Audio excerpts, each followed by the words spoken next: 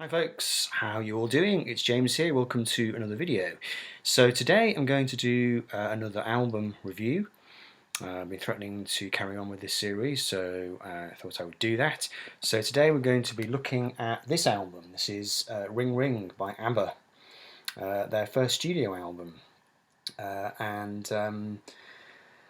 I thought it would be interesting actually to go through the ABBA catalogue because I've only recently become acquainted with their studio albums properly.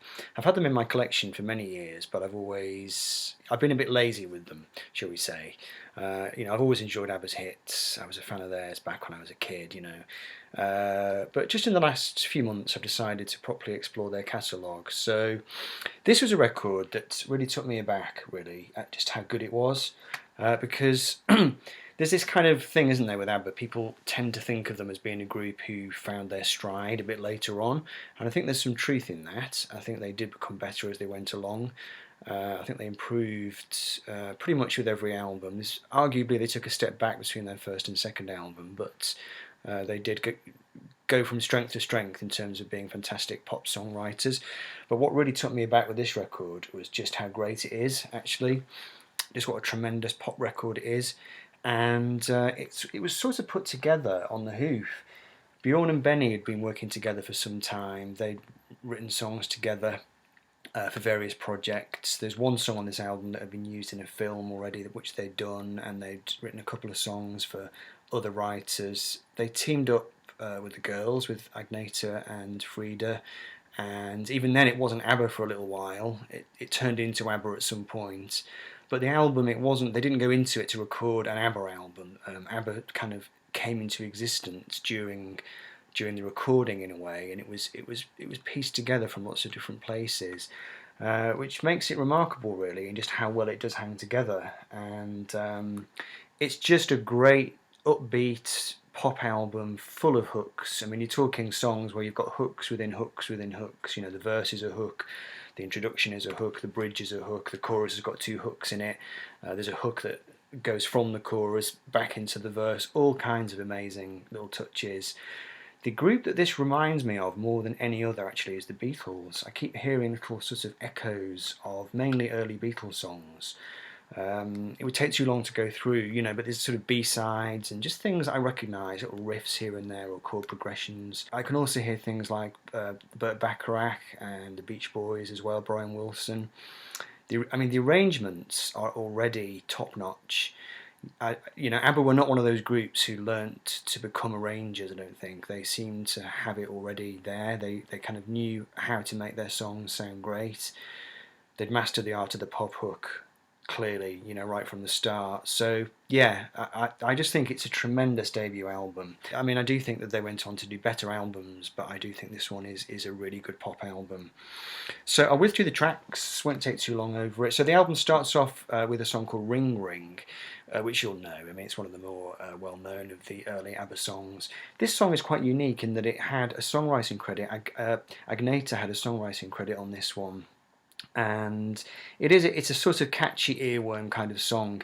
What's interesting is that the verse part, it's sort of distantly related to what you might describe as New Orleans funk music. It's got a bass line not a million miles removed from something that Professor Longhair might have played. And it's not the only instance in ABBA's catalogue where you get the sense that there's some deep listening having gone on, to the roots of jazz music or blues music. They were more sophisticated perhaps than they were given credit for. But essentially this song is sing-along, bubblegum pop music. It is a good song. I love the way that there's drums only in the bridge, drums and vocals in the bridge. It's just so infectious. The song is packed with hooks. The multi-hook approach, shall we call it, for ABBA, which they went on to call their own. It's a fun song, nothing more, nothing less. Now the second song is Another Town, Another Train, and this for me is the first great ABBA song, song 2 of the first album, and you're talking already pure ABBA gold. This song, it sounds like a kind of classic sort of early 1970s theme tune, to some program that you can remember from your childhood. It's got flutes in it, woodwind, beautiful melody. It's got these wonderful sort of dated lyrics, slightly cheesy, you and I had a groovy time. just dates it back to the sort of early 1970s, and it does make them sound a bit straight. But that was part of the charm of ABBA, though. They were straight, weren't they, in a way? But it didn't matter because the pop hooks were so tremendous. The chorus is classic ABBA. Just the lyricism that they had, musically and lyrically, smooth as silk. There's no join. You can't see the join anywhere. You can't hear how it's been composed. It just seems to have fallen out of the sky, you know. It's just tremendous. It's got this wistful, yearning quality to it. I absolutely love it.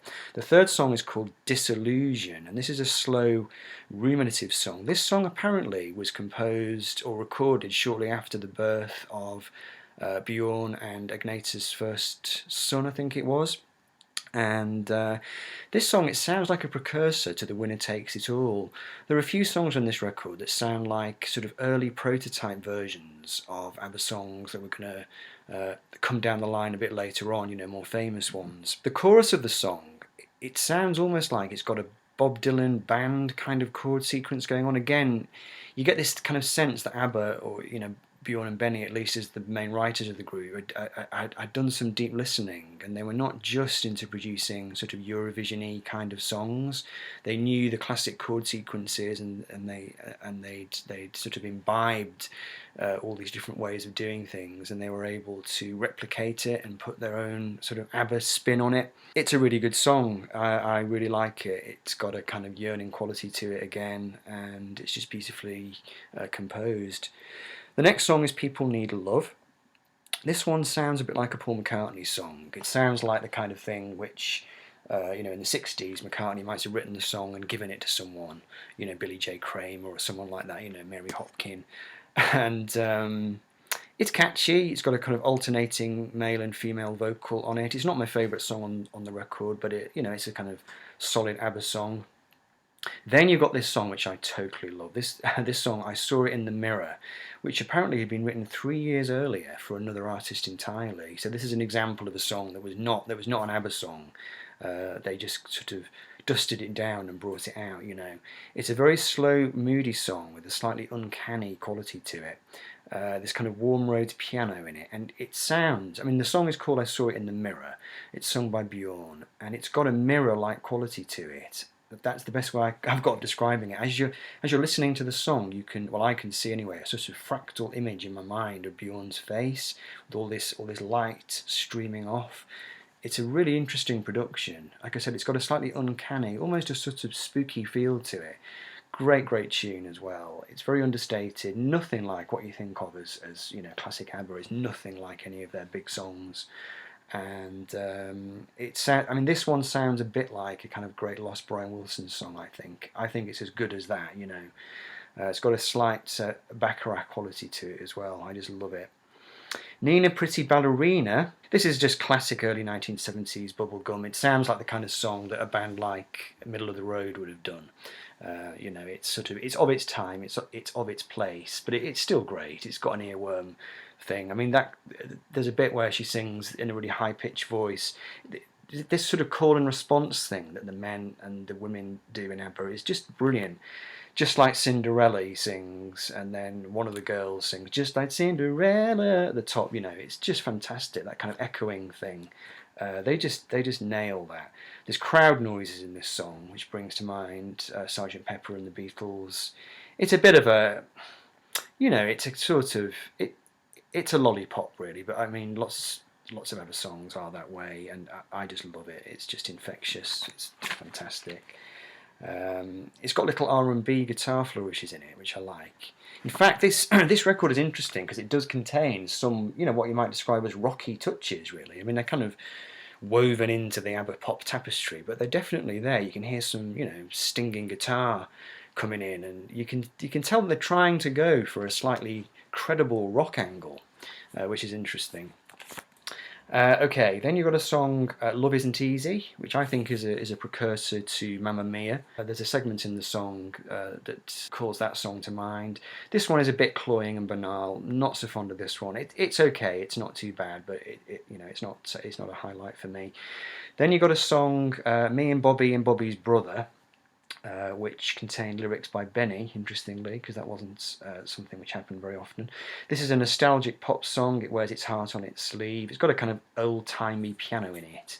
Again, it's not my favourite on the album, but you know, it's a decent enough track. Then you got Here's Your Brother, which is a likeable song. It's sung by Bjorn. It's got some lovely major to minor chord changes, this panoramic vocal arrangements. It's quite guitar dominated again, this track.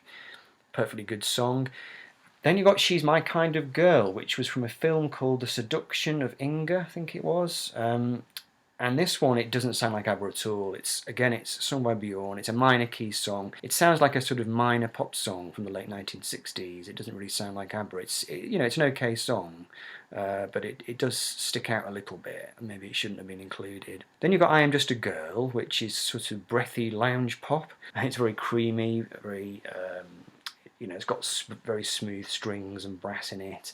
The song apparently originally it had been done by a Swedish actor, a male actor. I think they used the same backing track and they rewrote the song and turned it into an ABBA song. It's a sort of minor pop song, but it's just got that classic earworm quality. It sort of worms its way in, into your mind. I thought I didn't like this song. And then I found myself, singing it around the house all the time. Again, that's how we're all through, isn't it? And finally, the album ends with Rock and Roll Band, which to my ears, this sounds like a song which should have been covered by Oasis. It's got a real kind of epic, rock and roll stadium quality to it. It's got a really brilliant guitar, big electric guitar intro to it. And just a very sort of anthemic chorus, and I can really imagine Oasis or one of those British guitar bands from the 90s covering it, and it's quite a sort of unexpected way to end the album. Really, ABBA didn't do a great number of those sort of rocky tracks. Again, it's sung by Bjorn. Not a perfect album. It does contain a little bit of filler, but I think overall it was a tremendous record. It didn't launch them into the stratosphere. I think it was a big seller in Sweden, but it didn't do anything in the UK for them really. So fame and fortune were just around the next corner. But this record, it's far, far better than you'd think. So if you're the kind of person who, say, only likes or has only heard ABBA Gold and maybe a couple of the later albums, and you've heard that early ABBA is cheesy and not worth bothering with, I would encourage you to think again and check out this album, which is great fun. Ring Ring by ABBA. Thanks for watching, folks. See you soon. Bye-bye.